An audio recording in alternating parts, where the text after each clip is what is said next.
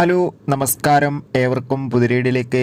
അജയൻ്റെ രണ്ടാം മോഷണം എന്ന ചിത്രത്തിൻ്റെ 24-ാം ദിവസത്തെ കേരള ബോക്സ് ഓഫീസ് കളക്ഷൻ റിപ്പോർട്ടാണ് എന്നൊരു വീഡിയോ ഭാഗത്ത്. വീഡിയോയിലേക്ക് മുൻപ് വീഡിയോ ലൈക്ക് ചെയ്യുക, ചാനൽ സബ്സ്ക്രൈബ് ചെയ്യാൻ വേണ്ടി ശ്രമിക്കുക. ടോവിനോ തോമസ്, ബേസിൽ ജോസഫ് എന്നൊക്കെ പ്രധാന കഥാപാത്രങ്ങളായ ചിത്രമായിരുന്നു അജയൻ്റെ രണ്ടാം മോഷണം. ചിത്രത്തിന് മികച്ചൊരു പോസിറ്റീവ് റെസ്പോൺസ് തന്നെയാണ് ഇപ്പോഴും പുറത്തുവന്നുകൊണ്ടിരിക്കുന്നത്.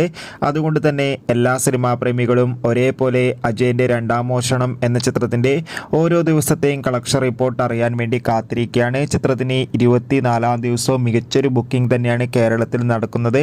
അതുകൊണ്ട് തന്നെ 24-ാം ദിവസം മാത്രം ചിത്രത്തിന് ഏകദേശം 1.5 കോടിക്ക് മുകളിൽ തന്നെ കളക്ഷൻ നേടിയെടുക്കാൻ വേണ്ടി സാധിക്കുമെന്നാണ് ട്രാക്കിംഗ് റിപ്പോർട്ടുകൾ സൂചിപ്പിക്കുന്നത്.